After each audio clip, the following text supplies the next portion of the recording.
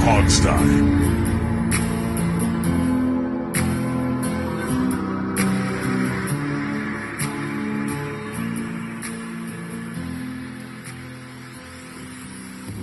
Hey everybody, and welcome to our pregame show for the Hogstye.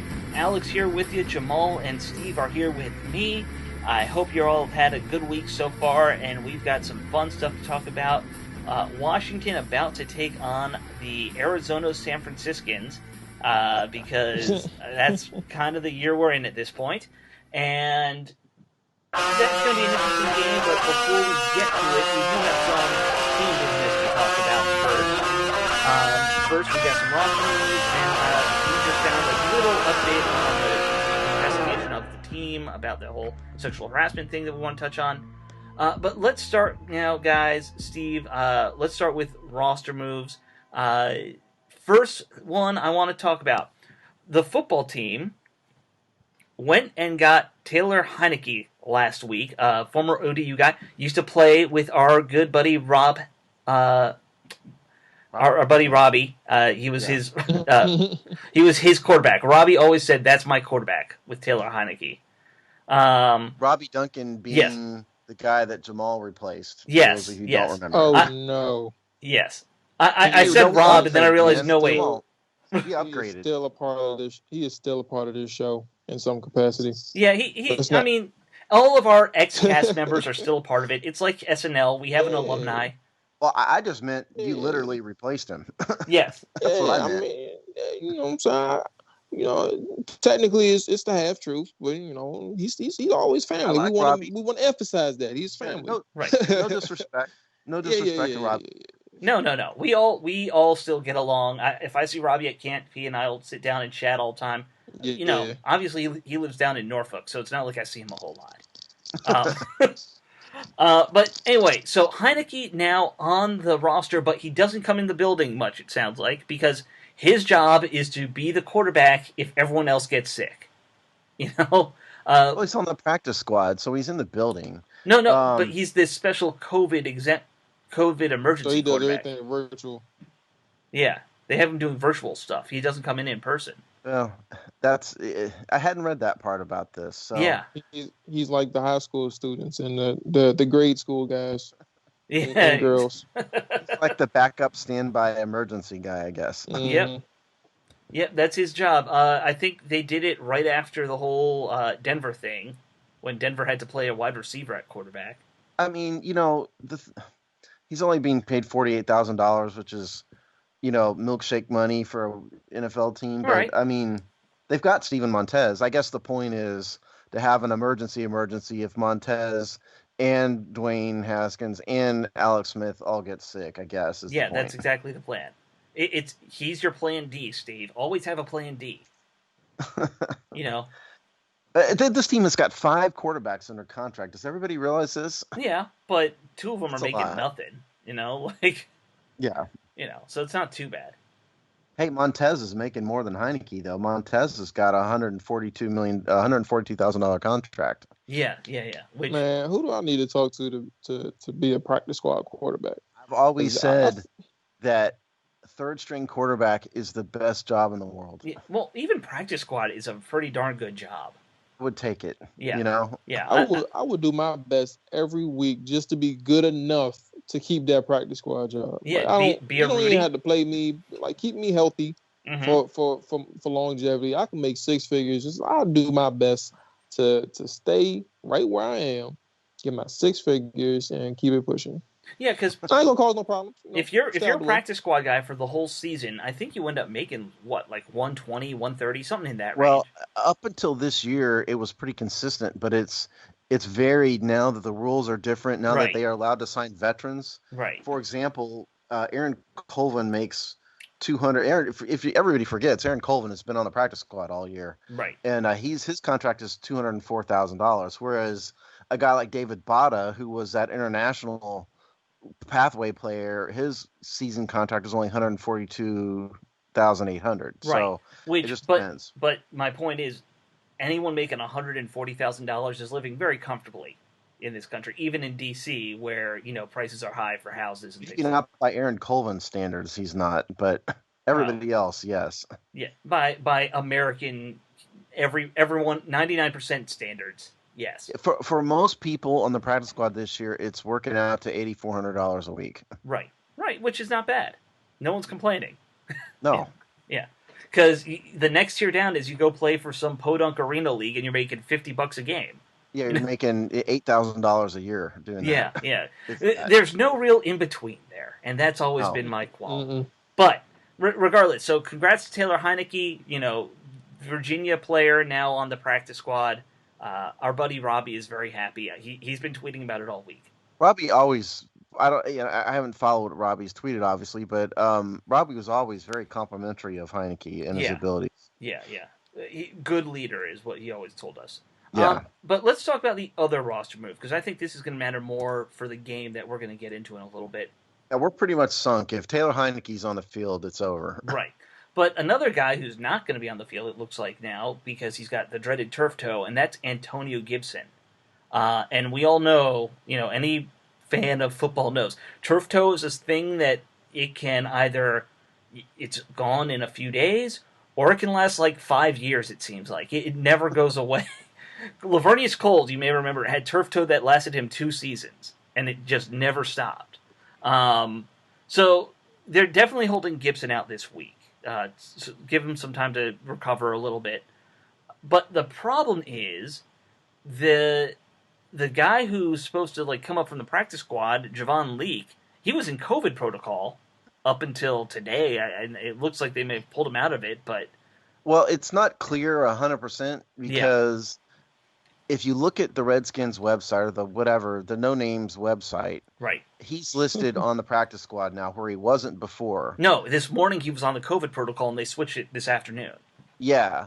But there was never an announcement, and the team did do a roster announcement today and left him off of it. So we're not 100% sure what is going on with Javon Leake. And on top of that, they also signed another guy, Michael Warren, who none of us know anything about.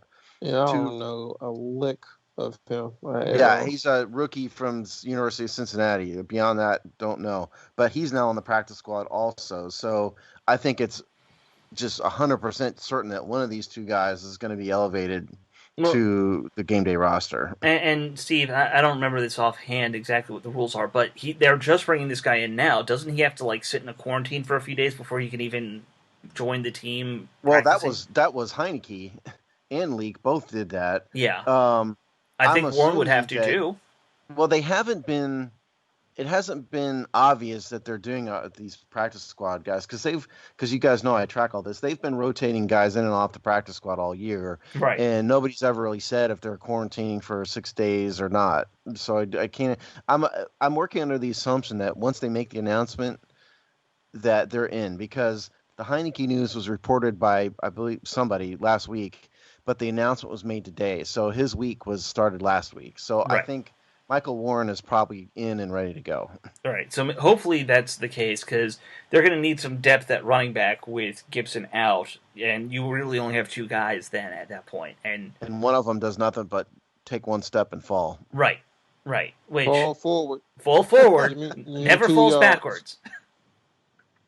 That's his strength. He never falls backwards. It kind of sucks, though. Yes. I ain't going to lie to you, because I wanted to see how, and it's crazy because he got hurt so early in the Steelers game. I just wanted to see how far he can go, assuming he had a full 16 games. I just want to see how far he can go in terms of his development, but also from national recognition. I personally, I really did want to see that. I wanted to see how he was going to be able to get his yardage, and if he was going to be able to try and stay in reach with Dalvin Cook with the touchdowns.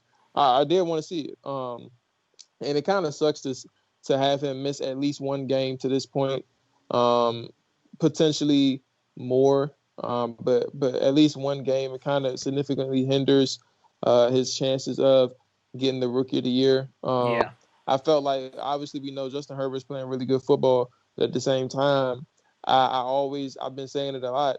I felt like if he was able to, first off, if Washington was able to make a playoff run in terms of making the playoffs and winning the division, but also you had Gibson become end the season as the league leader in rushing touchdowns. I felt like he had a very strong chance of becoming the rookie of the year, offensive rookie of the year over Justin Herbert. So it kind of sucks. It's not over yet, but like this missing at least one game when you were down 3 touchdowns, I think, behind Dalvin. Man, it kind of sucks. Yeah, it's tough. It is. No, I agree with you. It's he can probably afford to miss one game, but beyond that, his chances are probably over. I would think. It really is almost 2 games considering he went out in the first series versus the Steelers. That's true. Yeah, that's true.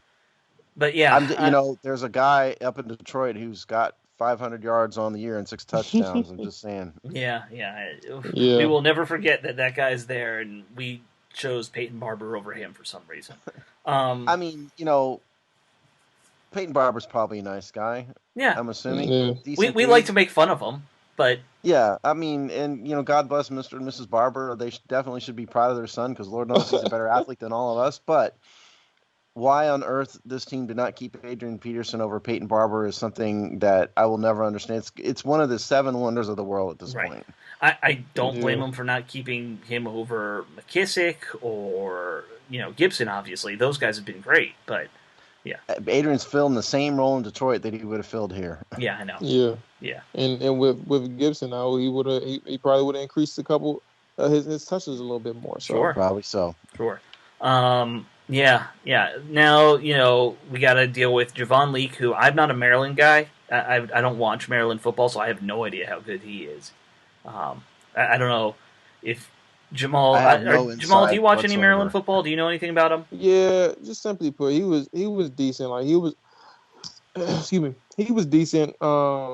He was good at Maryland, but not spectacular. Not nobody that would tell you that his game is going to be significantly transferable. I guess that's the word. I don't know. It's not going to be a great transfer in the NFL. Like you can't say right away that he was going to be a plug and play type guy. So sure. I don't know how it's going to work. I'm interested to see it, but with him, I can't say it yet. I like him at Maryland, but this is a little bit different. So if anybody's curious, he's 6 foot, listed 215 pounds, ran a 4.65 40. So not exactly a burner.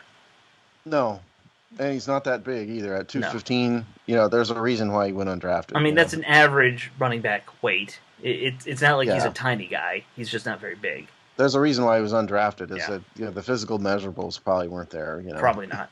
Now, that said, plenty of great running backs have been a little small or a little slow, over the years, but usually you got to have one or the other. Beggars can't be choosers. Yeah. We have 2 active running backs. Right. I was putting this out there on Twitter at one point before they had, announced that or put that leak was off the COVID protocol list.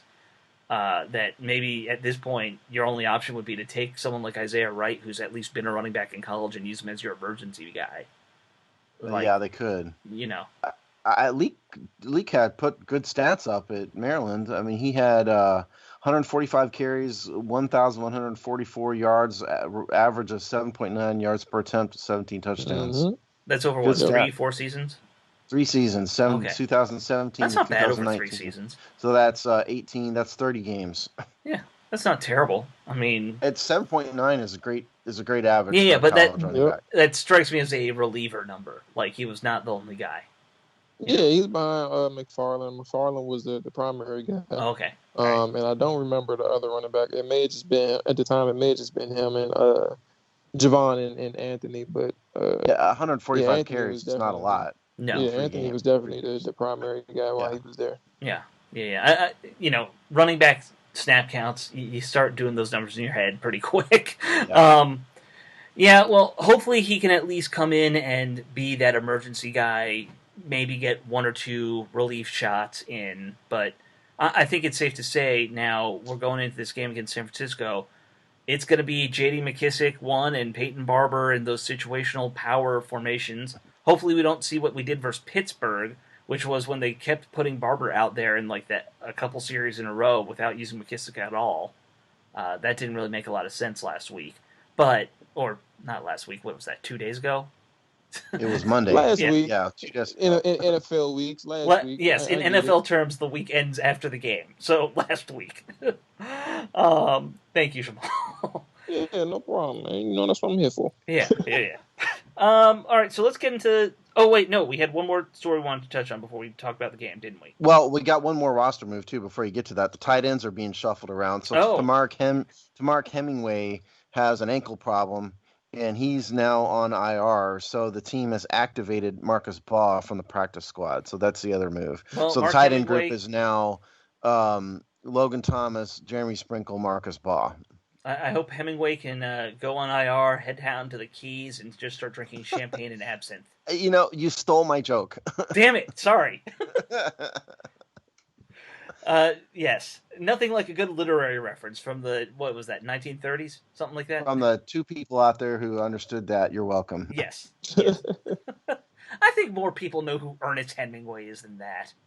Maybe not our listeners. I don't know. Yeah, you're forgetting, like, if our listeners are our comment section people, they wouldn't know Hemingway if it hit them in the head. No one from Tampa would. He's the only one. Yeah. I don't consider him part of a comment. He's now part of our team, though. Yes, that's true. The commenters are morons. No one from Tampa is not. Okay. Well, okay. Do you want to get into that one more story before we go into the game? Real quick. Yeah, real quick. There was a little thing that showed up in the Post, and it's in the Hill as well if you don't have a subscription to the Post. Something happened with the lawsuit that we want to touch on real briefly. We don't have a lot of details, but Steve, why don't you just break it down? Yeah, I can explain this real fast. So apparently the Washington Redskins settled a sexual harassment lawsuit like a decade ago, and that settlement was in federal court. That settlement was under seal, meaning that the records are not public. So what has happened here is that the NFL's investigator, Beth Wilkinson, who was originally hired by Dan Snyder, and then the NFL took away the shiny toy and had Miss Wilkinson work for them. She's the one that's investigating the team for all this sexual harassment nonsense that's been going on. She has filed a motion in federal court to get that settlement unsealed in order to see the details of the case. And the magistrate judge granted the motion. Now, how it works is there's a federal circuit court judge, federal district court judge rather, and then the magistrate is underneath the district court judge, and he does or she does, routine motions and handles motion practice. Mm-hmm. So the team could appeal this. So as of right now, the motion is granted, the records are unsealed. The team could appeal this and keep going and appealing it if they wanted to, all the way up to the appellate court. So, Dan Snyder's that vindictive. So it's not beyond the realm of possible that we're going to hear about an emergency appeal of this order. So we'll see. But we don't know anything about what's in the file itself. Right. That's all we know. And there was a little thing in the Hill's article saying that the former lawyer for the team, I believe Donovan, was filing an appeal to try and block this from getting out there. Right. Which is interesting because, you talk about they want to be transparent with this whole, investigation, then maybe you really don't want to be blocking this appeal. But, it doesn't surprise me that this is happening. Well, no, you see, I'm kind of on Washington's side on this one because the court seals records for a reason. Right. When you enter confidential settlements, you enter settlements of lawsuits in order to keep the details confidential. And so there was a reasonable expectation of privacy. And by the way, the victim has rights too, in this. So I'm kind of on Washington's side, to be honest. You can't just unseal every case just because some third party wants to read it. I mean, that's fair at the same time. But they're trying to figure out why this team was as bad as it was. And if nothing less, this also points to the fact that there was a long history of issues when it comes to sexual harassment with this team. And if there's a case that was sealed in the settlement, Dan can't really say, I didn't know anything. There's no way that lawsuit would happen without him knowing. Well, Dan's going to be smart enough not to say that. Yeah. I would hope. He's got lawyers. Even if he's not smart, he's got lawyers who are. Yeah, that's true. He does have some smart lawyers. Okay, let's get I feel like this is because we can quickly go to the next subject. I just feel like all of this that's going on right now is just more fluff to the story, but it's nothing that we can uh, uh, make opinions of, or nothing finite or solid or concrete. It's just a bunch more to a story that has not been fully developed yet. Well, absolutely. Oh, absolutely. Right. Yeah, for sure. I mean, this case could be about anything. Right. It could be total nonsense, and the Washington just paid a de minimis settlement to make it go away because they didn't want to deal with it. That happens all the time. Right. Just because there's a settlement doesn't mean anything happened. Right. That's noteworthy. People pay out settlements to make lawsuits go away every day.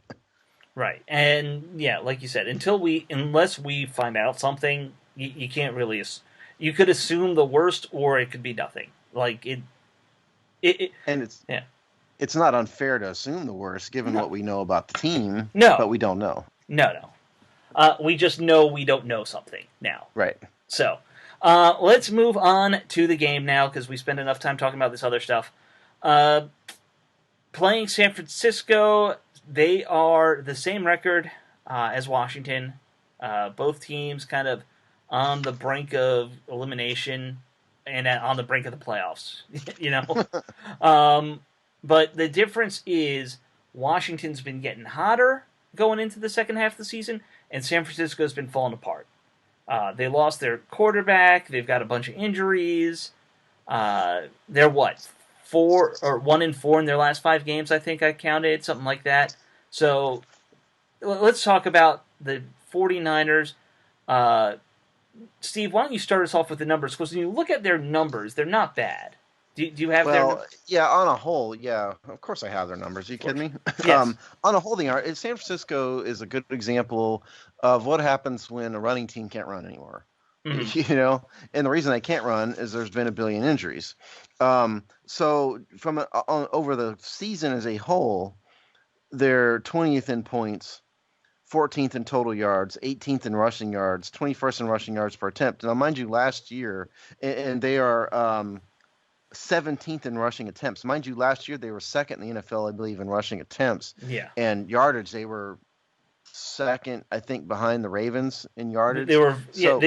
They had an amazing run game last year. Yeah, and this year it's just all gone because, Tevin Coleman's been hurt, Raheem Mostert's been in and out, the lineup. What's the other guys? But they've had all kinds of problems.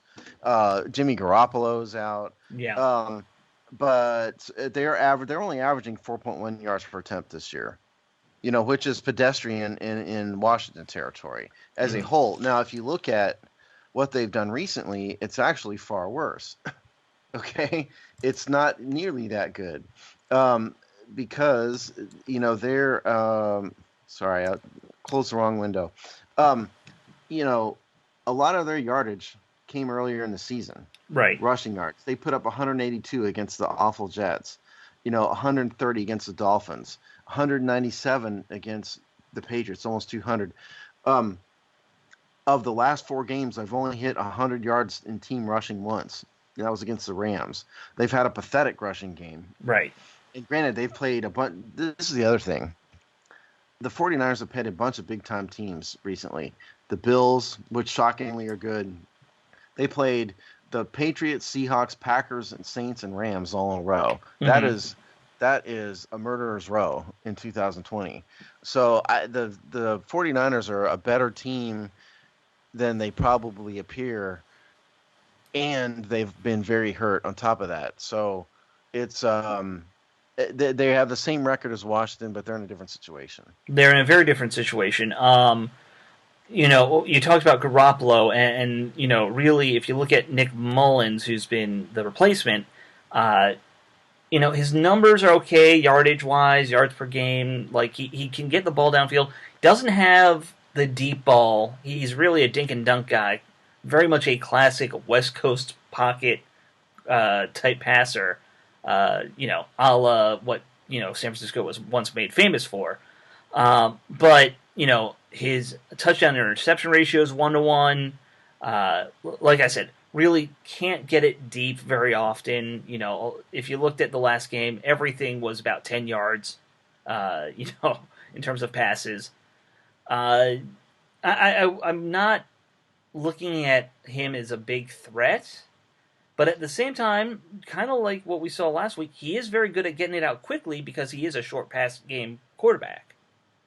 So that'll be interesting for this defensive line again. Mullins is, just so people can understand this a little bit clearer. Mullins is like the 2012 to, let's say 2012 to 2014 is just simpler. 2014, Colt McCoy, like that's who he is Mm-hmm. for San Francisco and Kyle Shanahan. You're not really going to get an elite quarterback. You're not going to get a great day from him, but you'll get a mode of consistency, which is he's not that consistent as a thrower, but he knows your offense. He'll get you in and out of the huddle. He'll make sure that you guys are in the right setup. He knows where the ball has to go. The question is, can he make a good throw? Like he's not some inexperienced idiot at quarterback. Like he's experienced in that regard. He knows the offense, and he's a threat in that regard. So that is a respect nod to him. He knows what he's doing out there. This isn't going to be sweet money for anybody who thinks, oh, we ain't even playing Jimmy Garoppolo. Well, guess what? You got somebody who's arguably better in terms of knowledge of the system. But that's who you have with Nick Mullins at quarterback. But to add to I don't even know if concern is the right word, but I'll just say this. To add to what Washington is facing, you guys can describe it however you like. But to add to what Washington is facing, you're getting a team where it's unique, but a little bit different than Pittsburgh because they're coming off a game where they have the same amount of rest as you. You're not facing a team who was playing 3 games in 11 days or something like that. I don't know the exact numbers. You're getting a team who's going to have ample time to study and prepare for you. And yes, they have been injured for the most part of the season, but they have some guys that's healthy and that's coming back. That defense has gotten healthier over the past couple of weeks. You got Richard Sherman back, and I think you had a defensive lineman who came back as well. I don't remember. I may be wrong, but I think somebody on the defensive line that came back recently as well. You're getting this is the team where you're all right. Pittsburgh may have been undefeated, and even though people had questions about them, they were still undefeated. But this is the team where you are going on the road, and you're going to face a different challenge, but you're also going to face a team who have similar preparation circumstances and has some time to get ready for you, just as you did, just as Pittsburgh did not, just a week ago. They only had a few days. Yeah, Nick Mullins' problem is interceptions. Yes, that's what's killing him. He's got 9. Alex mentioned it's 1-to-1 interception ratio. He's at 9 TDs, 9 interceptions, and he hadn't played that much. The 9 interceptions are only in 8 games, I think it is. Something like that. Yeah, that's what's killing him. And I think the Colt McCoy reference is a pretty good comparison. I think that's kind of what he is. He's a decent pro. He's not a full. He's going to go out there and play. If you've watched 49ers, he knows the offense and he can play. I think the bigger problem for the Niners is that they just can't run the ball anymore. Right now, because don't forget Jimmy Garoppolo was not Tom Brady. No, he had played a role. He was a sort of a game manager. They relied on the run more than any other team than the Ravens last year. Mm-hmm. And the Ravens, it was mainly because Lamar Jackson was incredible. The 49ers were a true classic 1964 style running team last year, and they just can't do it this year for a variety of reasons. I'm not going to lie to you. I would never, ever, I'm speaking of, I would never put it past Kyle Shanahan to have a random 200-yard rushing day against any defense, no matter how good they are against the run. Like, I would never put it past Kyle Shanahan. Like he's just that capable, and he's that committed to the run. Pittsburgh, they didn't give a damn about the run. But this is a team who will, no matter how much they're down 17 against Buffalo and they're still running the ball. Like, they don't care. This is in the second half, by the way. They don't care like Right. how much time they have left on the clock. Like that, the run game is their offense. The pass game is an extension of it. And I just feel like this is a team, especially and then they got Trent Williams back. I think he's been back for like 2 or 3 weeks now. They're not going to hesitate to try and run it and be consistent. And when you have that opportunity, like, all you need to do is break off like 3 or 4 good runs, and that's 20 plus yards, and all of a sudden you're in field goal range. All of a sudden you're in the red zone. And it just keeps going like that. Yeah, I was going to say, I know they have not put up the numbers lately, especially, but when you watched them, if you watched the game last week, and if you watched them at all, the one thing that Kyle Shanahan did get from his father is that zone blocking scheme. He runs it just as well as his dad did. Like, he gets these linemen, they all know their roles in each, run play. They create those pockets for the back to get into. For whatever reason, the backs haven't been able to do much else, which, it's injuries to the line. But, like, I was watching them last week. Even if they're struggling, they still have these times where they just burst a first down run for 8-9 yards, no problem. They can. Yeah, well, they're still capable. What the number one thing that Kyle Shanahan got from his dad was his ability to be petty. Well, that too. That's another matter entirely. No, you guys are right. I mean, it's certainly, and it's not like Washington's a great running defense. I mean, they've gotten better, right? But they've also played a bunch of teams that are just horrible, in the run game too. So, it would it surprise me if the 49ers reeled off a big run game? No, it wouldn't. But and I don't think it can be. I'll say it again. I don't think it can be emphasized enough. These past few games, when they haven't run the ball well, I mean, they have played a bunch of really good teams. Yes, they really have, and it's not. Washington has not. Pittsburgh was the only team that's good they played in a while. So it's. I think it's good that this game is in Arizona. That the people who run Santa Clara County are brain dead. Because that takes away the home field advantage. It makes the 49ers travel. It's a neutral site game.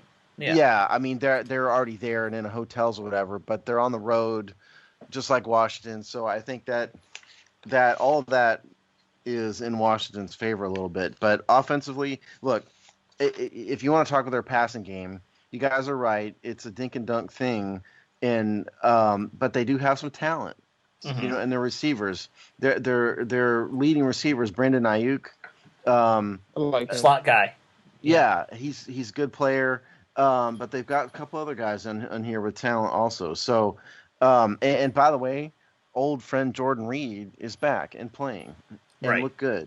What do tight ends do to Washington? Tear him up. Yeah. And we have seen firsthand that when healthy, Jordan Reed is a mismatch for everybody.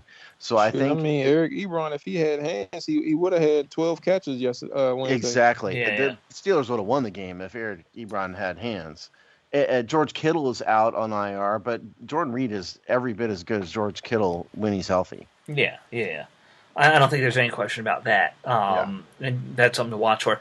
Let's switch to the other side of the ball, guys, because we're rapidly running out of time.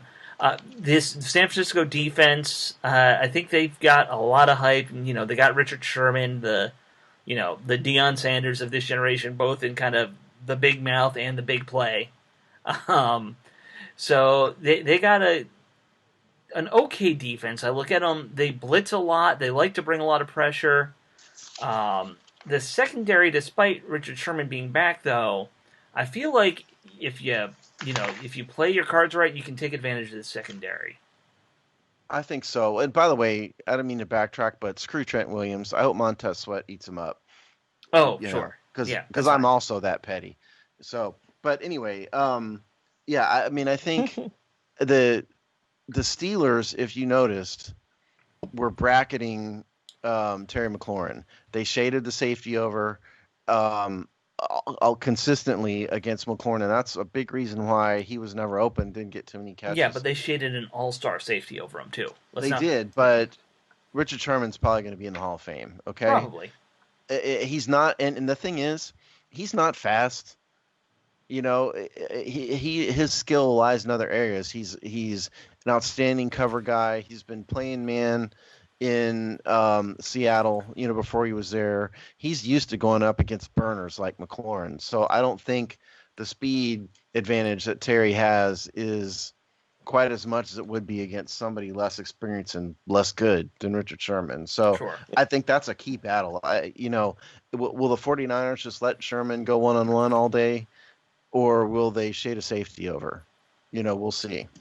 No, let me make a statement, and obviously, I want you guys to give a comment as well. I understand what Pittsburgh did last week, and I don't disagree at all, in no way, shape, or form. But I feel like Terry McLaurin had a rough game. And he only had 2 catches, but there were some instances where, and just so I can nail my point home, over the last few weeks since Alex Smith has taken over, like the biggest example was the Giants game where he caught that pass in traffic. It was a bad throw, but McLaurin made the contested catch and took it 60 or 70 yards, whatever it is, for a touchdown. Over the weeks since Alex Smith has been a starter, he has trusted Terry McLaurin in tough spots, whether it's tight coverage or not, to make a play for this offense. And he's consistently done that throughout the weeks. I feel like Wednesday, I keep saying Wednesday. I feel like Monday, he did the same thing. And there was instances where there was, comparatively speaking, there were less, the catch percentage or catch difficulty was not as high as it was like to that Giants game where he had to catch in between 3 people. He was given opportunities again, and I'm not necessarily saying anything is his fault, but I feel like he just had a rough game because these are instances where he's made those catches before. There was 2 that I was thinking of when I watched the game. I'd have to go back and look at them again so I can specifically bring them up, but there was a couple instances where Alex Smith gave him the ball again or opportunity again, and they hit his hand. And I feel like because obviously it was tight coverage, they're not going to credit him or give him a drop. And I'm not going to say he dropped it either, but he had opportunities to make some plays, and it was just I feel like it was just a rough outing. I think you're right. He played bad. Yeah, I think you're right. He did have some balls that ordinarily he would have caught that he didn't catch against the Steelers. Yeah. You know, yeah, he was always covered, but there were instances when he had his hands on the ball and did not make the catch. Call it a drop, call it whatever you want, but it wasn't McLaurin's finest moment for sure. So, and that was the only game this season he's had that problem. Well, so hopefully that's just a blip and we'll be back to normal here against the 49ers. So I would point out we saw that on both sides in the last game. I think that it was a cold night game. Yeah.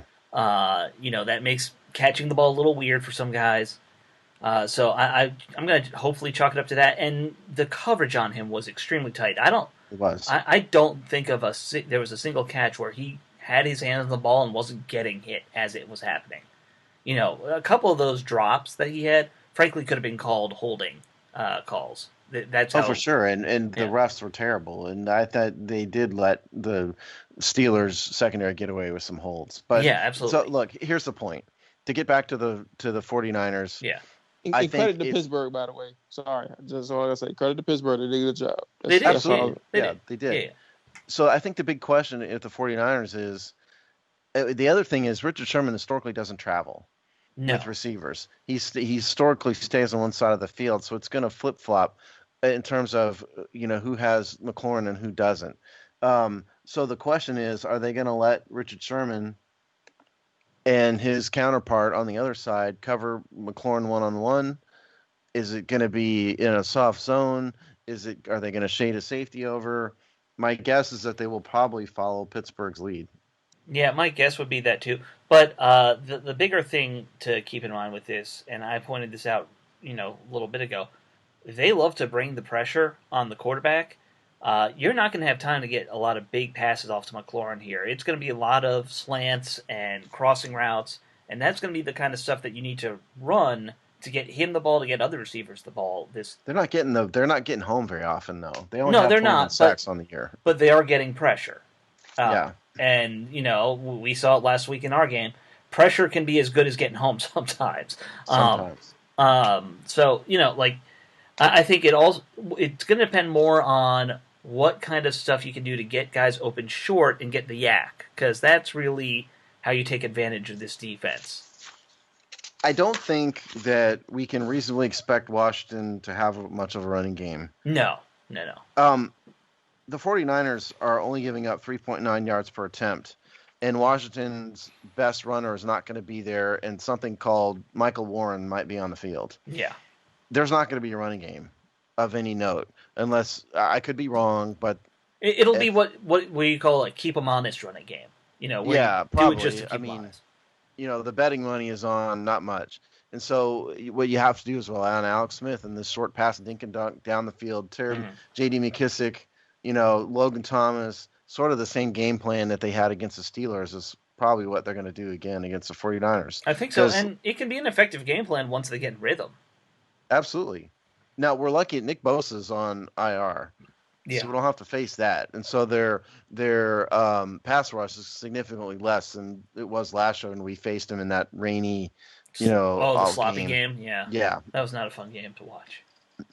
No, probably less fun to play.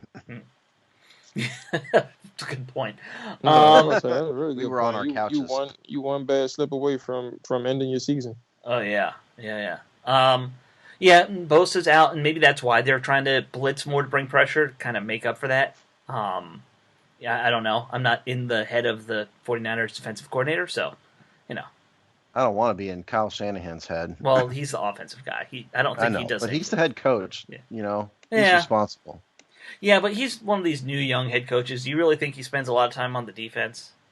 Listen, I've spent 20 years in the military. He's the leader. He's in charge. Sure. Period.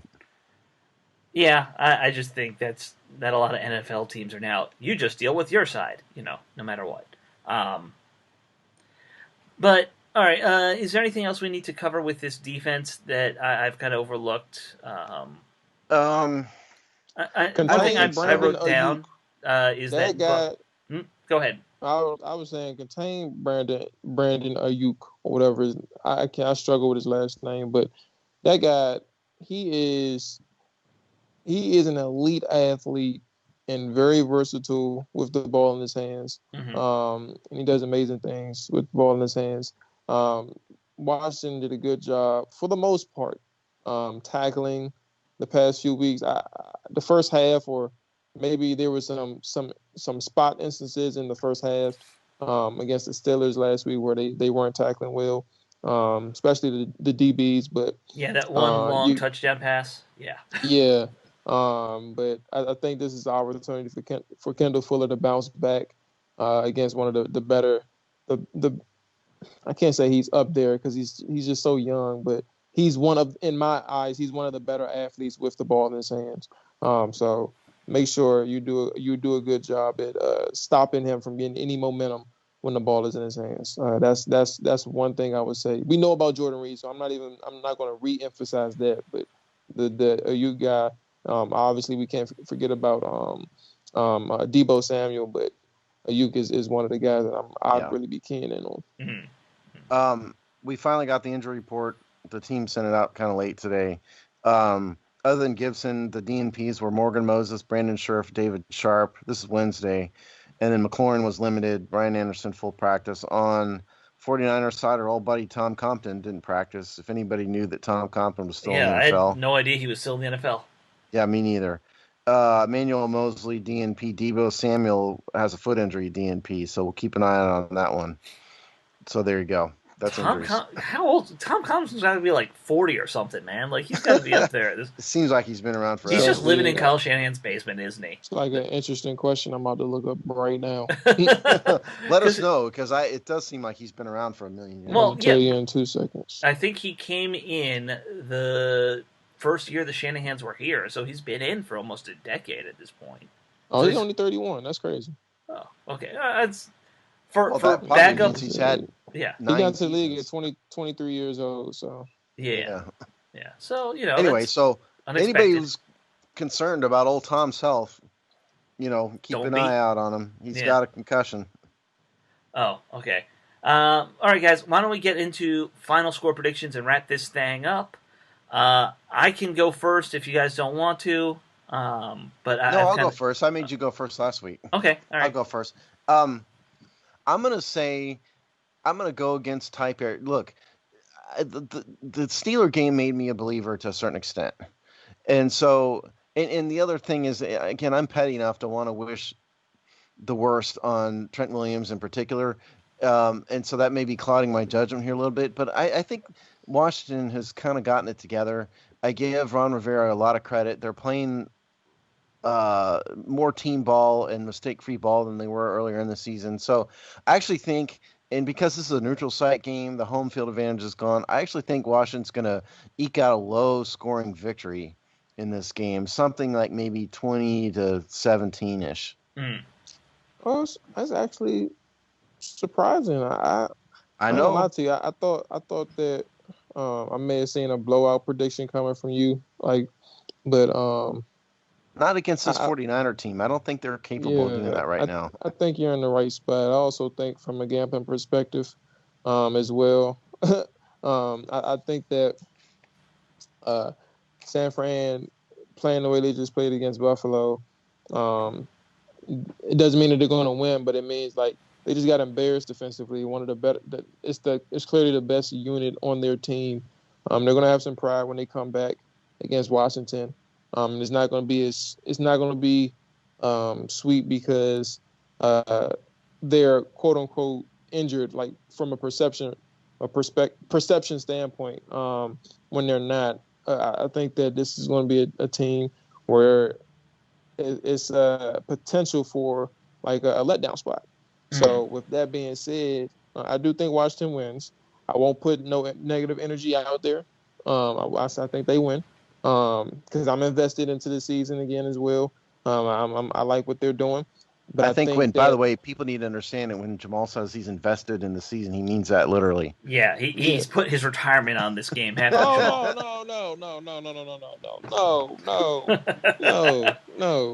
Not like that. I really am invested, man. Just from a fan standpoint, I'm a fan again. Okay. Yeah, that's all. But I think. With that being said, I think that it's going to be a close game. I feel like I see probably because I think they'll be able to score too, actually. So I see something like 24-21 Washington. Yeah, I think last week, the past couple weeks have made me more of a fan again. I'm starting to believe in this team a little bit. I think, not to take away your spot here, Alex, but I think the biggest thing for Washington we didn't mention is letdown. This does have potential to be a letdown game. I think they really need to watch out for that. I think it's something they got to watch out for. But here's my thing: Ron Rivera ain't a guy who's going to let you get cocky as a team. The whole mantra they've said this week has been staying humble, realizing you're still the underdog, and fighting like it. So I think Rivera's got that message out there. It's just a question of seeing if the team responds to it. I like our chances a lot, and I'm going to say this defense is going to step up and continue to step up, and I'm going to guess this game's going to be something like a 24-10 beating of the 49ers. Big victory. Yeah. 2-touchdown win is my prediction. I don't know if I'm willing to go out that far on a limb, Alex. That's pretty far. It's a little far. I know that, but... Jamal, the line that I picked when I worked on our game preview, the line was 4.5 points 2 days ago. Did you buy this game at 4.5? I actually haven't even looked at it. I had a bad beat Monday when I had the Niners covering against the Bills, and I haven't looked at a game since, to be honest with you. But It's actually went down to 3. Oh, did it? It's down to 3 now? Yeah, but the Hold on, it's 3 for early. Washington or 3 for San Francisco? 49ers. No, San Francisco is favored, but okay. It's early. But Washington is receiving the public love. It's kind of split in terms of the public love, which is just indicates where everybody is betting, is like where everybody's betting. And like if it's heavy public on Washington, then there may be something you want to be a little bit wary about. But right now, people are betting Washington, but just check back in later and see what it's looking like. But right now, yeah, it's 3. It's 3 right now, with the public betting Washington. I think the neutral site's probably worth a point or two in that odds too, right? Yeah, neutral at 3.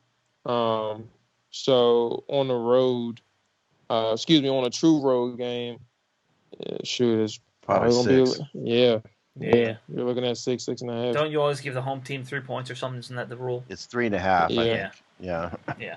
Get the home team 3. So well, I'm feeling confident, and I think we all are. It sounds like I'm surprisingly upbeat. It's out of character for me this season. Yeah. You're making me a believer, Ron. Yeah, Ron's making Jason made me a believer. Ron's making you a believer. We need to find somebody to make Jamal a believer. He's got to go talk to Julie Donaldson or something. Hey, Jamal predicted a win too. Jamal's coming around. He just said he's a fan again. I just mean we need to go 1-1 here. You know? We need to get Rob Henston back in here and see if he's a fan again. Good luck. Yeah. Mr. Rob, we love Rob. He refuses to come back on the show anymore. Yeah. But not because of us. No. For once, it's not our fault. For once. It normally is. Yeah. All right, guys.